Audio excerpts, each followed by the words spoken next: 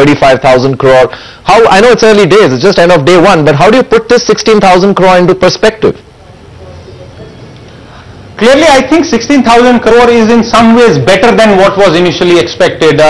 We have to sort of consider this number in the context of the reserve price that has been set, 3,500 crore, which is nationwide. And if you were to, it is not an equal division for 22 circles.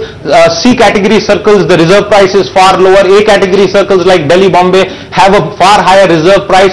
So what the sense I am getting at this stage is that bidders have been conservative in their approach. There is no irrational or desperate bidding that can be seen from these numbers. They are watching what the other bids that are coming in. They don't know who is putting in that bid. They can only see that number flashing on their screen. So I think 16,000 really means that the target that the minister told our channel in the morning is on track. We could perhaps see it even being exceeded beyond that level.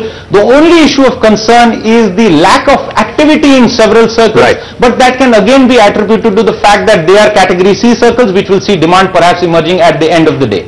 Right. Kunal Bajaj and Bundeep Singh Rangar now join in the discussion. Kunal, let me come to you. What have you made of the 16,000 figure on day one, particularly with Delhi raking in about 373 crores? So, good evening and thank you for having me on the show. I think basically because of the 80% activity figure that we're seeing right now, bidders are essentially strategically holding back what their strategy for the coming weeks is going to be. It's only when the auctioneer raises the requirement to say 90% activity and 100% activity will we actually see all their eligibility points getting used up at the same time. So even though Delhi today, for example, they're saying that demand matches supply, it's clearly not going to stay that way for a very long time. Bundeep, it's one-of-a-kind auction that the industry and the government is trying to learn from.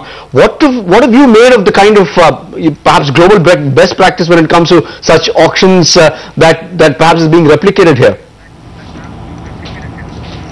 So I guess one of the key things, of course, is to prevent collusion amongst bidders, because you don't want people colluding and keeping the price artificially low. The government's biggest interest is in generating the maximum amount of revenue from this and, of course, cutting down its current deficit. So the best practice, of course, is clearly to allow the best price with the lowest possible chance of collusion. And you see that happening here. I mean, remember, this is day one.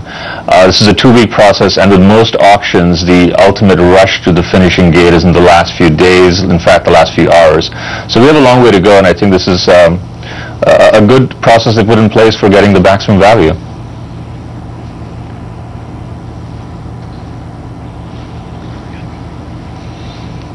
Right.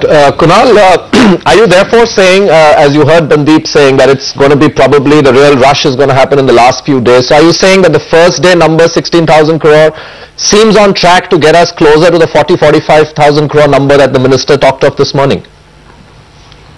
Yeah, absolutely. So, for example, if you look at the way the eligibility point system is structured, since operators only have to use up 80% of their eligibility points, which means 80% of activation or activity today, they're going to hold their cards back and essentially wait to see what other people are doing, people who maybe have fewer eligibility points, or they're going to distribute their bids around the various circles. And then once we get a little bit further down and eligibility increases to 90%, then people will start driving those prices up. The provisional winners that are going to be declared today internally on the system, even though we don't have access to that information, I think all of them will know that they clearly aren't in a safe position to expect to win in the future.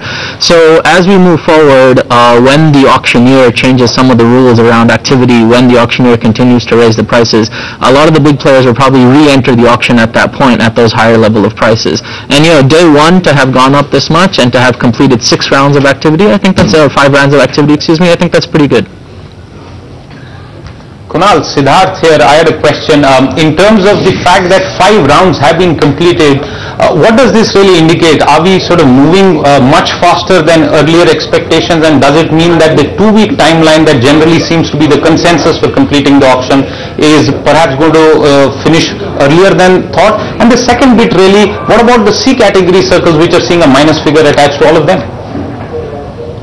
Yeah, so basically, given that we've already completed 5 rounds today, that means definitely in some of the circles you've had advances of 10-15% in prices because of the way the price advances are structured. So if demand is largely in excess of supply, then you're going to have more than a 5% jump in that circle price. So essentially, I think the way to think about it is that clearly, yes, we've moved quickly, but because everyone is not participating in every place that they intend on being, when they do participate, I think we may get back into a situation where demand starts far outstripping supply.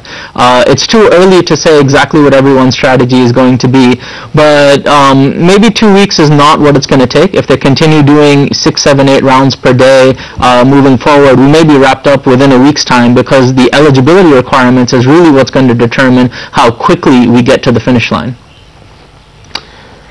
Bundeep, I have one slightly macro question. While the auction process is going on right now, you've got all of India's top telecom companies taking part in this in the auction process.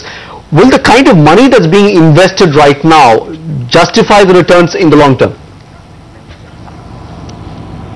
So that's been a key debate, and of course every country would have had, particularly 3G license auctions, and a huge investment just in the spectrum, because typically you get the license on the spectrum bundled together in the 2G licenses. But in almost every case, there's definitely a return on investment scenario, and I think in India's case in particular, given the fact that you've got a market dynamic where you've got 500 million users, 92% of which is voice-driven revenue. Of that, only 127 million, about 25% of the users today have internet-enabled phones, and 10% have used the internet in the last year, and 2%, which is about 1% of the population, have used the internet on average of once a month. So the frequency of usage beyond the novelty factor is very, very low. And if you want to make India a truly broadband country, you need to hit a critical mass of about 25% of the population. So the 25% reach into India's overall population, particularly to remote areas outside the key metros, is going to be through wireless spectrum, and it's not necessarily just a phone. I mean, in England, for example, we use phones for 3G, there's the iPhone for 3G, and a lot of us carry 3G dongles, which basically allow our PC, our laptops to connect to 2 megabits per second wireless access. So I believe the return on investment scenario is partly driven by mobile phone usage. A huge amount is going to be just providing broadband wireless access, and therefore the various access revenue, the bundled on services revenue, and an ecosystem that it generates from Apple App Store like further e-commerce revenue is really where the return on investment lies for both the carriers and people sitting on top. This is, remember, a 20-year license, so the return on investment scenario is really spread out over that time. Right. I do believe the investment is justified in that case. Gentlemen, we've completely run out of time. Bundeep Singh, Rangar, Kunal Bajaj, many thanks for joining us with your perspective. Siddharth, thanks for joining in as well with all those details. All right, that's a wrap.